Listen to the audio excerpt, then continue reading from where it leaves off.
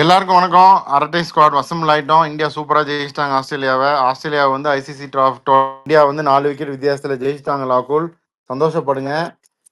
வெற்றி மட்டு சூப்பராக ஜெயிச்சிட்டாங்க இந்தியா. உங்க தாட்ஸ் என்ன இனிஷியலா? இது எதிர்பார்த்த மாதிரி தான் ஜெயிச்சிட்டாங்கன்னு எனக்கு தோணுது. Well executed chase. அந்த டார்கெட் ஆனா ப்ராப்ளி இன்னொரு ஒரு 20 ரன்ஸ் இல்ல 20 ரன்ஸ் அதிகமா இருந்திருந்தா கூட அப்படின்னு டிஃப்ரெண்ட் சினாரியோ. இல்ல அதே மாதிரி அவங்க ஒரிஜினல் பவுலிங் அட்டாக் இருந்தா டிஃப்ரெண்ட் சினாரியோ. பட் ஆனா சேஸ் மாஸ்டர் வழக்கம் போல அவர் ஸ்ட்ரென்த் என்னன்னு காமிச்சிட்டாரு. அதான் கோலி நல்லா பிளான் பண்ணி கொஞ்சம் நல்லா ஸ்லோவாக விளையாடி இது பண்ணிட்டாரு. அது ஈஸியாக விளையாடுவார். அவருக்கு 2020 தான் கொஞ்சம் ஆக்சலரேட் கஷ்டமே தவிர ஓவருக்கு சும்மா சிங்கிள்ஸ் எடுத்து மிடில் ஒரு நல்ல சேஸ் இது பண்ணிட்டார். பட் ஸ்ரேயாஸ் ஐயர் தான் கொஞ்சம் இம்பார்ட்டன்ட். இது அவரும் அந்த பார்ட்னர்ஷிப் ரொம்ப முக்கியமான இது. மற்றவங்களும் கொஞ்சம் கடைசியில் ஹார்திக் பாண்டியாவங்களாம் நல்லா வச்சுருந்தாங்க. பட் இன்னும் கொஞ்சம் கம்மியாக ரெஸ்ட்ரிக்ட் பண்ணியிருக்கலாமோ அப்படின்னு தோணுது. பவுலிங் இன்னும் கொஞ்சம் ஆஸ்திரேலியாவை இன்னும் கம்மியா பண்ணிருக்கலாமோ அப்படின்னா ஆமா, கொஞ்சம் நடுவில் மிட் ஓவர்ஸ் கொஞ்சம் நிறைய அவங்கள ஸ்கோர் பண்ண வச்சுட்டோம். பட் ஆஸ்திரேலியன் பாயிண்ட் ஆஃப் வியூல இருந்து பாத்தீங்கன்னா அவங்க வந்து 25 ரன் ஷார்ட்னு சொல்லலாம்ல. இல்லை, பட் டக்குன்னு கொஞ்சம் விக்கெட் விழுந்தது இல்லை இனிஷியலா. அதான் கடைசியா அவங்க நடுவில் அந்த வந்து கடைசியா இன்னும் கொஞ்சம் விக்கெட் லூஸ் பண்ணாங்க. அது ஓகே. பட் அவங்க எடுத்த டீம்ல வந்து பென் வாஷிஷ் அட் நம்பர் 8 வச்சுட்டு இவ்வளவு வெறும் மேக்ஸ்வெல் அட் நம்பர் 7 வந்து இவ்வளவு ஸ்கோர் பண்ணது வந்து அதிகம்ன்றாங்க. இருக்கலாம். பட் ஐ திங்க் அவங்க டீம் செலெக்ஷன்லேயே வந்து ஐ திங்க் அதுதான் இந்தியாவை பார்த்து ஏதோ சூடு போட்டுக்கிட்ட கணக்கு தான் இன்னைக்கு. அவங்களும் வந்து ஸ்பின்னர்ஸை பேக் பண்ணுறேன்னு சொல்லிட்டு தண்ணீர் சங்வாலாம் ரொம்ப ஆவரேஜாக போட்டார். ஆவரேஜ் இதுதான். அவங்க வந்து வருண் சக்கரவர்த்தி, குல்தீப் மாதிரின்னு சொல்லிட்டு ஜாம்பாவோட பேரப் பண்ணாங்க தன்வீர் சங்காவை. கானோலி ஓகே, அட்லீஸ்ட் பேட்டிங்கில் ஹி ஆஃபர் சம்திங். அன்ஃபார்ச்சுனேட்லி இன்னைக்கு அவருக்கு he could not fire. But அந்த மாதிரி ஒரு ஐ திங்க் ஸ்பென்சர் ஜான்சனை வச்சே அவங்க ஸ்டார்ட் பண்ணியிருந்துருக்கலாம். அதை மிஸ் பண்ணிட்டாங்க அப்படின்னு நான் நினைக்கிறேன். அந்த டீம் செலெக்ஷனை பற்றி, ஆஸ்திரேலியன் டீம் செலெக்ஷனை பற்றி நீங்கள் என்ன நினைக்கிறீங்க? அதே மாதிரி இந்தியா டீம் செலெக்ஷனும் spot on. They just took. அது பெரிய ரிஸ்க்குன்னு நம்ம எல்லாம் பேசணும். 40 ஓவர் ஸ்பின் போடுறது, அதுவும் வந்து ஒரு ஐசிசி டோர்னமெண்ட் செமிஃபைனலில் ஆஸ்திரேலியாவோட அப்படிங்கிறது வந்து கைண்ட் ஆஃப் ரிஸ்க் தான் நம்ம பேசணும். 96ல் ஸ்ரீலங்கா தான் அவ்வளோ ஸ்பின் போட்டாங்க அப்படின்னு. 4 ஸ்பின்னர்ஸ் வச்சுட்டு போனாங்க. Very very bold call, very aggressive call, backing their strength. இது இந்தியன் செலெக்ஷன். ஆஸ்திரேலியன் செலெக்ஷன் அதே நாங்களும் பண்ணுறோம் அப்படின்னு அவங்களுடைய ஸ்ட்ரென்த்லேருந்து போய் understood that their premier quicks are not playing. But then இருக்கிறவங்களில் ஐ திங்க் ஸ்பென்சர் ஜான்சன் நல்ல பவுலரா, தன்வீர் சங்கா நல்ல பவுலரானா ஐ திங்க் நம்ம எல்லாரும் அக்ரி பண்ணிக்குவோம் Spencer Johnson is much better bowler. Conditions இருந்தாலும் ஐ திங்க் டேலண்ட்ல அவ்வளோ டிஃபரன்ஸ் இருக்கும்போது, டெஃபிஷியன்சி இருக்கும்போது they should have gone with Spencer Johnson. நீங்களாம் என்ன நினைக்கிறீங்க டீம் செலெக்ஷன்ஸ் பற்றி ரெண்டு டீமுமே? இல்லை, இந்தியாவோட டீம் செலெக்ஷன் பொறுத்த வரைக்கும் இப்போ அக்ஷர் பட்டேல், வருண் சக்கரவர்த்தி 2 பேர் வந்து they can bowl in all phases. New பால்ல பண்ணலாம். வருண் சக்கரவர்த்தி டெத்தில் கூட பவுலிங் போடலாம். அந்த மாதிரி இருக்கிறதுனால நம்ம ஓகே 2 ஹர்திக் பாண்டியா, ஷமியை வச்சு மட்டும் போகிறோம். பட் அவங்க இதில் அவங்க ஸ்பின்னர்ஸ் வந்து லேம்பா தவிர யாரும் பெருசாக அவங்க டெத்தில் யூஸ் பண்ணதில்லை இது வரைக்கும். ஸோ நியூ பால்லையும் பெருசாக மேக்ஸ்வெல் மேபி போட்டிருக்கலாம் ஃபர்ஸ்ட் 10 ஓவர்ஸில். அந்த வச்சுட்டு 2 பேர் போயிருக்கு தேவையில்ல. கானொலி இல்லை சங்கா ஒருத்தரை விளையாட வச்சுட்டு இன்னொரு ஃபாஸ்ட் பவுலரோட போயிருக்கலாம். ஆர் ஈவன் ஆரன் ஹார்டி 2மே ஸ்ட்ரென்தன் பண்ற மாதிரி கூட போயிருக்கலாம் அவங்க. அதுதான் ஆரன் ஹார்டி அட்லீஸ்ட் ஆடி இருந்தா இன்னும் கொஞ்சம் பேட்டிங் ஆகி ஸ்ட்ராங்கா இருந்திருக்கும். பவுலிங் அதே தன்வீர் சங்கா, ஆரன் ஹார்டி ஒரே லெவல் தான் அப்படின்னு நான் நினைக்கிறேன். இது ஃபேஸ் கணக்கெல்லாம் கிடையாது. தன்வீர் சங்கா எத்தனை ஓடிஐல 10 ஓவர் போட்டு முடிச்சிருக்காருன்னு நம்ம போய் பார்த்தோம்னா தெரியும் டேட்டாவை. அப்படி ஒருத்தரை வந்து ஸ்பென்சர் ஜான்சன் மாதிரி ஒரு பவுலருக்கு மாத்தினது I don't think it's a good idea. But அதான் என்ன ஏற்கனவே மேக்ஸ்வெல் இருக்காங்க ஹெட், அதான் எத்தனை ஸ்பின்னர்ஸ் ஏற்கனவே ஆப்ஷன்ஸ் இருக்கு. தேவையில்லாம இன்னொரு ஸ்பின்னர், அதாவது நாங்களும் ஸ்பின்னர்ஸ் எடுக்கணுன்றதுக்காக எடுத்த மாதிரி தான் இருந்துச்சு.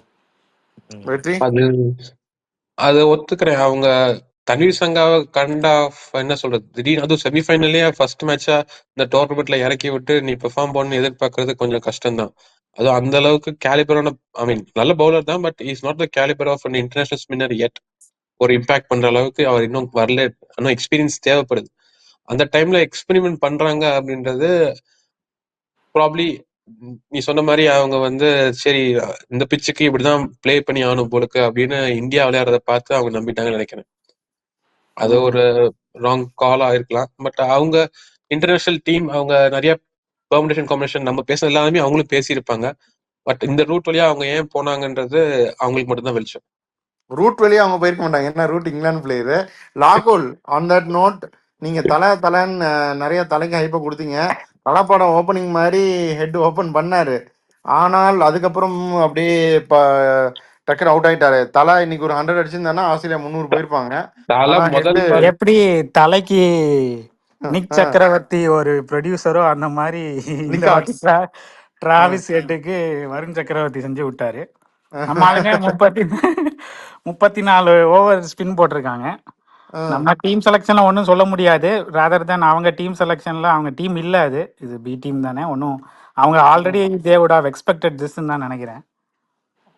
இல்ல பட் as வெற்றி சொன்ன மாதிரி இன்னும் ஒரு 20 ரன்ஸ் ஷார்ட்டா இருந்திருந்ததுன்னா கொஞ்சம் ஆல்ரெடி கஷ்டமா அவங்க தான் ஷார்ட்டா தான் இருக்காங்க. ம் அதாவது அவங்க தலை வந்து ஃபர்ஸ்ட் 2வது பாலே அவுட் ஆக வேண்டியது, வைடு போட்டு அடுத்த பாலுக்கு அவுட் ஆக வேண்டியது. ஷமி இந்த கேட்ச் பிடிச்சிருந்தானே போயிருப்பாரு. பட் அவரோட கான்ட்ரிபியூஷன் ஒரு பயம் காட்டிட்டார். அந்த 30 ரன் அடிச்சாலும் அந்த ஒரு பயம் இந்த அடிக்கும் போது கொஞ்சம் நம்ம ஆளுங்க மூஞ்சிலாம் கொஞ்சம் அள்ளி இல்லாம தான் இருந்தது. பயந்துட்டியா குமாரு? பயப்படுறியா குமாருங்கிற மாதிரி தான் அடிச்சாரு. அது அதனால ஆனா ஒருவேளை அது இப்ப நான் ஆரம்ப சொன்னேன் 20-30 ரன்ஸ் டிஃபரன்ஸ் இருந்திருந்தா, பட் கோலி இருந்த வரைக்கும் நம்பிக்கை இருக்கு. என்னவா இருந்தாலும் he would have pace. இந்த பவுலிங் அட்டாக் எடுத்து we might have even won. இப்போ அவங்க ஒரு 280 இல்ல 290 அடிச்சிருந்தா கூட கொஞ்சம் கஷ்டப்பட்டிருப்போம், பட் ஜெயிச்சிருக்கிறதுக்கு வாய்ப்பு இருக்கு. நீங்க இப்ப இந்த பழைய ஆஸ்திரேலியன் அட்டாக் இருந்திருந்தா ஜெயிச்சிருப்பாங்களா ஒரிஜினல் டீமோட? இல்ல, ஒரிஜினல் அனௌன்ஸ் பண்ண சாம்பியன்ஸ் ட்ராஃபி டீம் இருந்திருந்தால் கஷ்டப்பட்டிருப்போம், ரொம்ப கஷ்டப்பட்டிருப்போம். அப்படி ஒன்றும் எனக்கு தெரியல. இந்த பிட்ச்ல பேஸ் பவுலர் அந்த அளவுக்கு டிஃபரன்ஸ் கொண்டு வருவாங்களான்னு எனக்கு தெரியல. டிஃபரன்ஸ் கொண்டு வருவாங்களான்னு தெரியல, பட் அவங்க கொஞ்சம் எக்ஸ்பீரியன்ஸ் இருக்கு. they'll bring the experience into play. Cummins இன்னும் நிறைய கட்டரு, இன்னும் நிறைய டிஃபென்சிவா போட்டிருப்பாங்க. கமின்ஸ் வந்து கமின்ஸ் கொஞ்சம் பவுலர்ஸ் நல்லா ஹேண்டில் பண்ணிருப்பாரு. மேபி பட் அந்த எக்ஸ்பீரியன்ஸ் கரெக்ட் தான், மத்தபடி வேற எதுவுமே கிடையாது. நான் ஸ்கில் வைஸ் சொல்ல, அந்த experience gives them a big advantage. இப்ப ஐ மீன் அந்த வெளியே உட்கார்ந்திருக்க பவுலர்ஸ்க்கு டிஃபென்சிவா போட்டிருப்பாங்க. அது ஒண்ணு. இன்னொன்னு என்னன்னா, இந்த மட்டு சொன்ன பாயிண்ட் தான். கோலியால வந்து 290 பண்ண முடியும். அந்த 5 ரன்ல இருந்து 6 ரன் per over தான் அது 290ங்கிறது. So 5 runs to 6 runs he can easily manage even when he's not at his best. அப்படி இப்படின்னு தள்ளி ரன் வந்துடும். Is a fast runner between the wickets.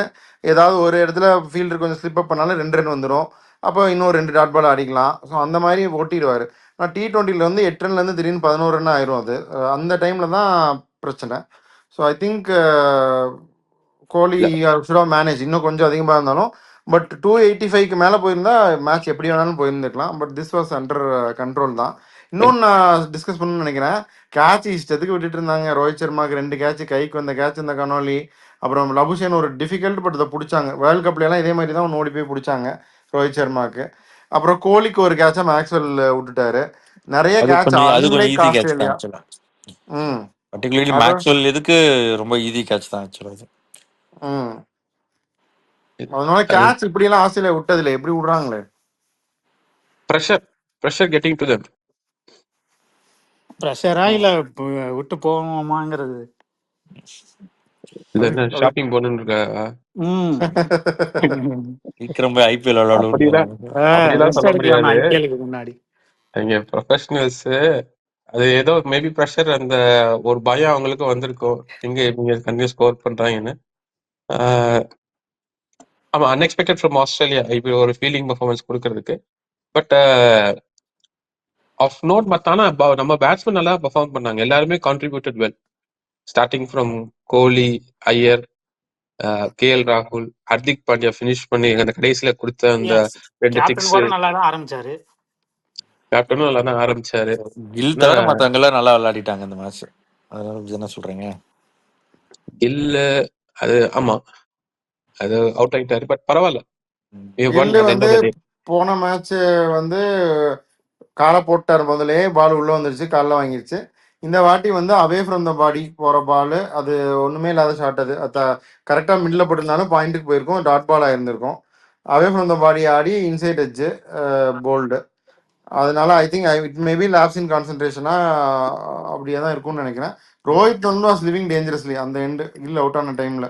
2 catch miss, ஒரு ஸ்வீப் மாதிரி ஏதோ ஒன்று ஆடுறேன்னு அது ஒரு அண்டரேஜ் வாங்கி கீப்பரும் தாண்டி ஒரு 4லாம் போச்சு பாத்தீங்களா? அதான் கொஞ்சம் மேபி ஸ்லோவாகிடும் பிச்சு, கொஞ்சம் ஆக்சலரேட் பண்ணணும்னு விளாட்ற மாதிரி இருந்துச்சு. இனிஷியலாக ஒரு 10 ஓவர்ஸில் கொஞ்சம் அடிச்சாதான் ஈஸியாக இருக்கும் அப்படின்ற மாதிரி. அந்த ஸ்வீப்புமே ரொம்ப ஆசைப்பட்டு விளையாடி எல்பிடபிள்யூ ஆயிட்டாரு. மட்டும் அதே மாதிரி கடைசியில எல்லாம் பால் கொஞ்சம் ரிவர்ஸ் ஆச்சு, பாத்தியான்னு தெரியல. ஆமா ஆமா, கொஞ்சம் ஹர்திக் பாண்டியா விளையாட வந்த எல்லிஸ் ஓவர்லாம் நல்லா ரிவர்ஸ் ஆச்சு கொஞ்சம். பட் ஆனால் அவங்க அதுக்காக யூஸ் பண்ணல. அதுக்கப்புறம் நடுவில் ஸ்லோ பால் போட்டு இது பண்ணி ரிவர்ஸ் ஆகுதுன்னு தெரிஞ்சா அட்லீஸ்ட் ஜார்ஜிஸாவது அந்த நேரத்தில் போட விட்டுருக்கலாம். அவங்க வந்து சும்மா தன்வீர் சங்காவுக்கு வந்து அவ்வளோ ஓவர் அந்த கிரிட்டிக்கல் டைம்ல கொடுத்துருக்க தேவையில்லை. அதான் அந்த 2 6 தான் போயிடுச்சு. அது ஜாம்பா பால்ல, பட் அதுக்கு முன்னாடி தன்வீர் சங்கா பால்லையும் அது ஒரு 6 போச்சு நினைக்கிறேன். அந்த ஒரு 6 கொஞ்சம் போன அப்புறம் அந்த லெஸ் தென் 2 பால் வந்துச்சு. அதுக்கப்புறம் எல்எஸ் போட்டு கொஞ்சம் இது பண்ணாரு. பட் அதுக்கப்புறம் ரொம்ப அதுக்கு அடுத்து ஜாம்பா போட்டதப்போ அப்ப ஹாம்ஸ்ட்ரிங் இதாயிருச்சு ஹர்திக்கு. ஸோ அதனால decided to go for the shots, அடிக்கணும்னு முடிவு பண்ணிட்டாரு. ஒரு 6 போனதுக்கு அப்புறமும் வந்து அது ஆக்சுவலா ஜாம்பா அந்த ஓவர் ஸ்டார்ட் பண்ணும்போது 18 பாலுக்கு வந்து 26 ரன்னோ 27 ரன்னோ இருந்துச்சு. அதுல அப்படியே 12 ரன் ஆயிருச்சு. அந்த ஓவர்ல 15 ரன் போயிருச்சு. ஒரு 6 அடிச்சதுக்கு அப்புறம் ஜாம்பா இன்னொரு பால் ஃளைட் பண்ணிருக்க வேணாம். இன்னொரு பால் ஃளைட் பண்ணிருக்க கூடாது. யாராவது நானே அட்லீஸ்ட் கொஞ்சம் இந்த சஹால்லாம் போடுவார்ல, கொஞ்சம் ஹாம்ஸ்ட்ரிங் இன்ஜுரியானா கொஞ்சம் வைடா போடுங்க அப்படின்றது, கொஞ்சம் சேஸ் பண்ணணும் இல்லாம நேரா ஸ்டம்புக்கு நேராவே போட்டா அப்படிதான் அடிப்பாரு. அது வந்து தப்புன்னு நான் நினைக்கிறேன். அந்த பால் ஜாம்பாவோட அந்த பால் அந்த 13 பால்ஸ் மிச்சம் இருக்கு, அதுக்கப்புறம் 16 ரன் தேவை.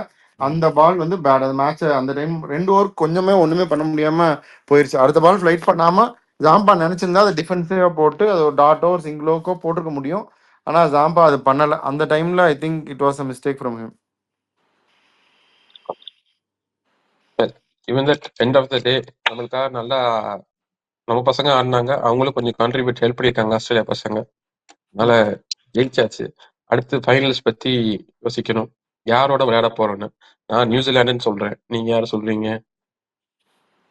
நான் சவுத் ஆப்பிரிக்கா சொல்றேன். மட்டும் நம்ம லாஸ்ட் ரிவ்யூல சவுத் ஆப்பிரிக்கா தான் சொல்லியிருந்தேன். பட் க்ளோஸா இருக்கும். பட் சவுத் ஆப்பிரிக்கா தான் வரும்னு நினைக்கிறேன். சவுத் ஆப்பிரிக்கா வந்தா இந்தியா ஜெயிக்கிறதுக்கு சான்ஸ் அதிகம்னு நான் நினைக்கிறேன். நம்மளுடைய அடிமை டீம் சவுத் ஆப்பிரிக்கா. இந்த மாதிரி இதே கிரவுண்ட்ல நம்ம நியூசிலாண்டை ரொம்ப காம்ப்ரமைசிவா ஜெயிச்சோமே. இதே கிரவுண்ட்ல ஃபைனல்ஸ் நடக்க போகுது. அது okay. But then New Zealand India ஃபைனல்ல விட சவுத் ஆப்பிரிக்கா இந்தியா ஃபைனல்னா இந்தியா ஜெயிக்கும் அப்படின்னு நான் நம்பிக்கையோட இருப்பேன். அவங்க தோத்தாங்க, they will definitely rectify. அதோட ஸ்பின் விளையாடுறதுல கொஞ்சம் பெட்டர் ஆப்ஷன் அந்த சைடு கிளாசன் இருக்காரு. மில்லர்லாம் அடிச்சிருக்காங்க நம்ம ஸ்பின்னர்ஸ்ல. வருண் சக்கரவர்த்தி இல்லை, பட் குல்தீப் எல்லாம் வந்து கிளாசன் கிழிச்சு விட்டுருக்காரு. ஸோ அதெல்லாம் பார்த்தா better to go with New Zealand தான் நான் நினைக்கிறேன். நம்ம சூஸ் பண்ண முடியாது, அவங்க நாளைக்கு சொல்லி சூஸ் பண்ணி சொல்லுவாங்க. அதான் நம்ம வந்து சூஸ் பண்றதுன்னு இல்லை. இப்போ நம்ம யார் வந்தா நல்லா இருக்கும், நியூசிலாந்து வந்தா நல்லா இருக்கும்ன்ற. பட் ஆனால் சவுத் ஆப்பிரிக்கா தான் வரும்னு நான் சொல்றேன். இல்ல, given the performance today I am confident like நியூசிலாண்டோ சவுத் ஆப்பிரிக்காவோ யாரா இருந்தாலும் பாத்துக்கலாம். எவனா இருந்தாலும் வெட்டுவேன் அப்படின்ட்டீங்க. ஸோ அது எப்படின்னு நம்ம பார்க்கலாம். ஆனா ஒரு விஷயம் கெடுத்து விட்டாச்சு பாகிஸ்தான் எவ்வளவோ மில்லியனோ பில்லியனோ போட்டிருந்தாங்களே, செலவு பண்ணி ஸ்டேடியம் எல்லாம் ரெனோவேட் பண்ணி வச்சிருக்கோம். சாம்பியன்ஸ் ட்ராஃபி ஃபைனல் நடத்த போறோம்னு. அன்பார்ச்சுனேட்லி அந்த சாம்பியன்ஸ் ட்ராஃபி ஃபைனல் நடக்காது. இப்போ துபாயில நடக்க போகுது. அதெல்லாம் ஒத்துக்க மாட்டேன். அந்த ராவல்பிண்டியில வந்து கவர் கூட இல்லையா ஸ்டேடியம்ல. ரெனோவேட் பண்ணி அட்லீஸ்ட் மழை பெஞ்சா மக்கள் நிக்கிறதுக்காக கொஞ்சம் இருக்க வேணாமா ப்ரோ? அந்த மொத்ததான் கட்டியிருக்காங்க ப்ரோ அப்படின்னு அவங்க கணக்கு சொல்லியிருக்காங்கன்னு நினைக்கிறேன். ஸோ ஏதோ ஒன்று பண்ணிட்டாங்க. ஆனால் அங்கே நடக்க போகிறது இல்லை, அவங்க என்ன பண்ணியிருந்தாலும். ஸோ முடிஞ்சது சாம்பியன்ஸ் ட்ராஃபி இன் பாகிஸ்தான் அப்படிங்கிறது முடிஞ்சது. இன்னும் ஒரே ஒரு மேட்ச் துபாயில் இருக்குது. ஸோ நம்ம அதை பற்றியும் பேசுவோம். இந்த மேட்ச் இந்தியா ஜெயிச்சிட்டாங்க, வெற்றிகரமாக ஃபைனலுக்கும் போயிட்டாங்க. லுக்ஸ் லைக் ஒரு கை வச்சுட்டாங்க கப்பு மேலே அப்படின்னு. இன்னொரு கையும் வச்சு கப்பை தூக்கிடுவாங்களா அப்படின்னு பார்க்கணும். நீங்களும் உங்களுடைய செகண்ட் கன்சிக்யூட்டிவ் ஐசிசி ட்ரோஃபி ஜெயிப்பாங்களா பார்ப்போம் அப்படின்னு பார்த்துட்டு, ரோஹித் சர்மா ஃபேன்ஸ் எல்லாம் வந்து தோனி ஃபேன்ஸோட சண்டை போடுவாங்களா ட்விட்டர்ல அப்படின்னு பார்க்கணும். அதுதான் முக்கியமான சண்டையே. இனிமே திருப்பி வந்து விராட் தோனின்னு பெரிய சண்டை வரும் இந்த கப்பை ஜெயிச்சா. அதையும் நம்ம பார்க்கலாம். உங்க ஃபைனல் தாட்ஸ் சொன்னீங்கன்னா we can sign off. இது ரோஹித் சர்மா வந்து இது வரைக்கும் எல்லா ஐசிசி ஈவெண்ட்ஸுக்கும் ஃபைனலா வந்துட்டார். கேப்டனா ஃபைனலா வந்திருக்காரு. ஒன்னு ஜெயிச்சிருக்காரு, ஒன்னு தோத்துருக்காரு. ஆக்சுவலி 2 தோத்துருக்காரு. Hopefully this should even things out. We will be back with பார்ப்போம். திருப்பி we'll be back with another review or rather preview for the finals. அதான் அதான் நம்ம நல்லா கன்வின்சிங்காக ஜெயிச்சிட்டோம் அண்ட் எல்லாரும் நல்ல ஃபார்ம்ல இருக்காங்க. ஸோ அதான் எப்படியா இருந்தாலும் நம்ம யாரா இருந்தாலும் நம்ம தான் ஃபேவரட்ஸ் டு கோ வித் இந்த ட்ரோஃபி. அதான் எல்லாரும் எல்லாருமே எல்லா மேட்ச்லயும் ஒரு தடவை கான்ட்ரிபியூட் பண்ணியிருக்காங்க. அது நல்ல இதுதான்.